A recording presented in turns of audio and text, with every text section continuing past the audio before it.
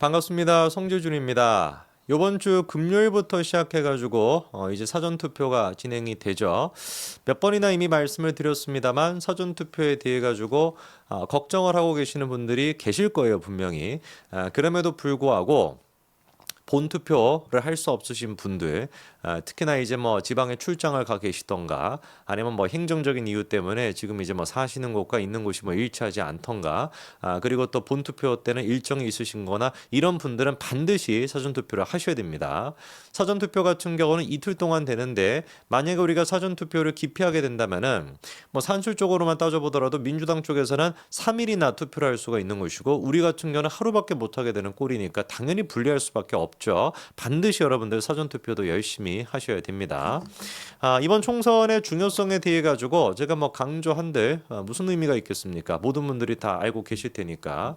아직까지 조금 걱정스러운 것은, 특히나 이제 그 2030, 가장 지금 상식적이고 현실적인 판단을 내리고 있는 2030 세대, 얼마나 현실적이고 상식적인지는 조국혁신당에 대한 지지율만 보더라도 알 수가 있죠. 0%가 나오지 않았습니까? 그러니까 지지율이 0%라고 하는 진짜 기념비적인 그런 어떤 기록도 있었는데, 그만큼이나 지금 2030이 대한민국에서 상식적이고 굉장히 현실적인 판단하고 있다고 알 수가 있죠. 근데 이 지금 2030이 정치에 대한 무관심, 정치에 대한 실망감 때문에 투표장으로 안 가지 않을까? 요게 이제 살짝 걱정이 되는데, 절대로 그래서는 안 됩니다. 지금 영상을 보고 계시는 분들 중에 뭐 10대, 20대, 30대 그런 자녀분들이 계신다라고 한다면 당장에 전화를 걸어가지고 너 정신 차려라. 너 지금 투표 안 하겠다면 내가 가가지고 진짜 꿀밤 한 100대라도 때릴 거야. 반드시 너 투표해야 돼. 미국에 있는 애들, 뭐 알래스카에 있는 애들 다 그냥 뭐 거기서도 투표할 수 있지 않겠습니까? 한국까지 뭐 올 것도 없이 전부 다 투표해야 된다라고, 국제 전화 그거 뭐 돈 좀 든다라고 해도 좀 많이 드나요? 뭐 그래도 뭐 그 정도는 우리가 뭐 낼 수 있잖아요. 그래서 국제 전화 뭐 돈 든다라고 카톡 보내면 되잖아. 카톡 보내가지고 꼭 여러분들 설득하시기 바랍니다. 특히나 이번 선거에서 우리가 최대 관심지로 꼽히고 있는 것이 바로 인천 계양을입니다. 그도 그럴 것이, 민주당이라고 하는 게 존재하지가 않잖아요. 제명의 당 이거밖에 없지 않습니까? 민주당은 진작에 뭐 사라진 지 오래고, 이재명으로 시작해가지고 이재명으로 끝나고 있는 게 민주당인데, 만약에 이재명이가 선거에서 패배하게 된다라고 한다면 어떤 일이 벌어지게 될까요? 일단 그 개딸들은 광분하겠죠. 민주당상이나 당이나 아니면 뭐 국회에 가가지고 또 뭐 깽판 칠 수도 있습니다. 뭐 한두 번 뭐 해본 것도 아니니까. 그리고 또 개딸들이 난리치는 것뿐만 아니라 이재명의 호위무사 역할을 했던 사람들도 마찬가지로 약간은 좀 난리를 칠 것 같고요. 그런데 이제 그 혼란을 틈타가지고 누가 이제 등판하겠습니까? 문재인과 임종석 이런 사람들이 등판하게 되겠죠. 뭐 종석이야 지금은 뭐 이재명 옆에 가가지고 열심히 웃으면서 뭐 선거 유세를 하고 있습니다만, 그 뭐 웃는 게 웃는 거겠습니까? 제가 보기엔 볼에도 막 힘을 뭐 얼마나 줬는지 그거 제가 보기엔 쥐가 나지 않을까 싶을 정도예요. 문재인이 같은 경우도 지금은 파란색 점퍼 입고 나와가지고 뭐 선거 유세 민주당 위해서 이재명 위해서 뭐 어쩌고저쩌고 하고 있지만, 그거 파란색 점퍼 쳤는데 제가 보기엔 그냥 한 하루 반나절 이상 걸렸을 겁니다. 그렇지 않겠습니까? 진작에 뭐 민주당 그 개딸들한테 수박 왕이다 그래가지고 그렇게나마 치욕을 당했던 게 문재인인데, 뭔 놈의 뭐 이재명을 위해 가지고 진심이 있겠냐고요. 그래서 그 친문과 문재인과 임종석 이런 사람들이 또 중심이 돼서, 그리고 또 조국 같은 애들이 중심이 돼가지고 진짜 민주당은 개판 5분 전, 개판 10분 전, 너무 길다. 개판 그냥 5초 전이 될 수밖에 없을 겁니다. 그렇기 때문에 우리가 이재명과 원희룡 두 사람의 이제 요 1대1 대결에 관심을 가질 수밖에 없는 것인데, 지금 이제 좀 심상치 않은 여론조사 결과가 스멀스멀 나오고 있습니다. 여러분 아시는 것처럼 그 한국갤럽 같은 경우는 지난 27일에 발표했던 여론조사에 따르면은 이재명 대 원희룡 두 사람이 이제 오차범위 아니었습니다. 4% 정도밖에 차이가 나지 않았었죠. 그렇죠? 근데 이 한국갤럽 같은 경우는 굉장히 좀 신뢰도가 높은 여론조사입니다. 참여율 자체가 다른 여론조사에 비해서만 2배, 3배까지도 되기 때문에 굉장히 신뢰도가 높아요. 그리고 27일 날 발표했던 요거 같은 경우는 선거구가 민주당한테 유리하게끔 바뀌고 난 뒤에 나온 거다 보니까 더 좀 의미가 있었죠. 유리하게 됐음에도 불구하고 오차범위 내다라는 것이었는데, 질문이 드는 건 그거잖아요. 아니 27일에 발표했으면 지금 일주일 가까이의 시간이 지났는데 그 이후에는 없냐?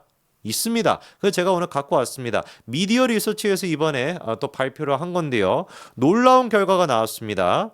미디어 리서치 발표에 따르면 원희룡이 44.3%, 이재명이가 47.7%로 이게 지금 몇 프로 정도 차이가 나는 거예요? 2.6% 정도밖에 차이가 나지 않습니다. 그러니까 2.6% 차이라고 한다면 어떻게 된 거였어요? 사실상 그냥 뭐 따라잡았다라고도 볼 수가 있는 거죠. 그렇죠?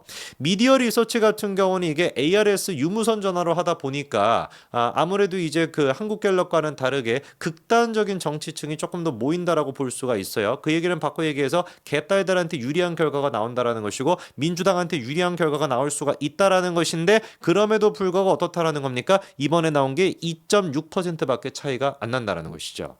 한 가지 더 유의미한 제가 조사 말씀을 드릴까요? 다른 이제 여론조사보다도 같은 여론조사 기관에서 했던 결과가 지난번에는 어떻게 나왔는가를 보면 우리가 추세를 알 수 있는 거 아니겠습니까?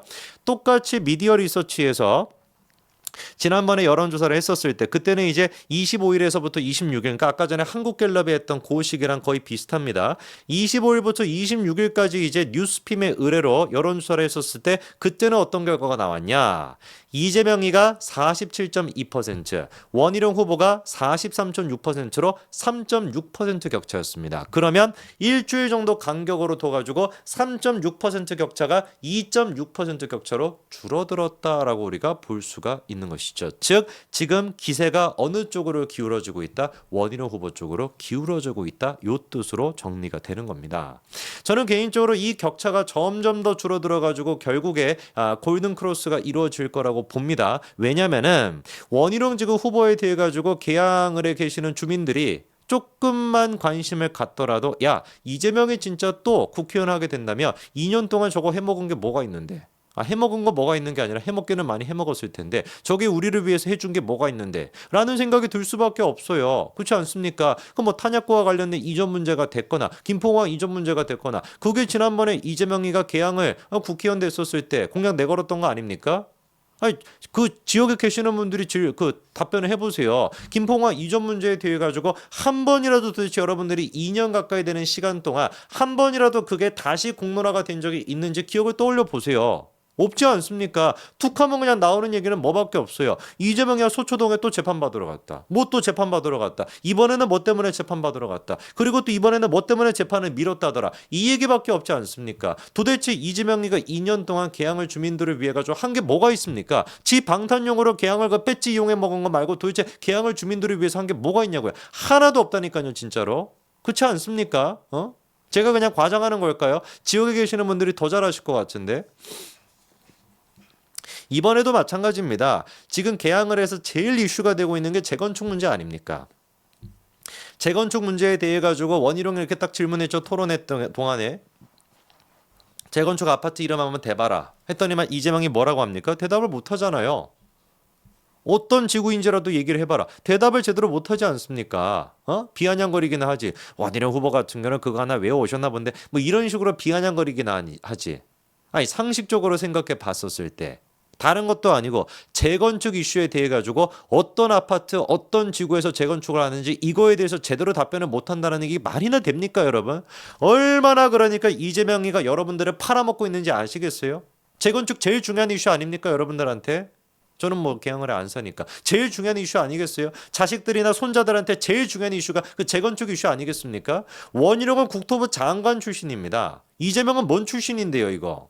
뭐 어디 어떤 출신인지도 모르겠어요. 무슨 뭐 희한한 인간 나와가지고 이재명이 지금 계속 하고 있는 얘기는 뭐밖에 없습니까? 반국민 세력과 전쟁. 이래가지고 도대체 뭔 놈의 개항을의 발전이 있겠냐고요. 제발 좀 현명한 결정 내려주시기 바랍니다. 기세는 이미 어떻게 되고 있습니까? 이재명이 아니라 원희룡 후보 쪽으로 기울고 있습니다. 여러분들도 이념이 아니라 현실을 보시고 제발 좀 판단 내려주시기 바랍니다. 여기까지 말씀드리겠습니다. 감사합니다.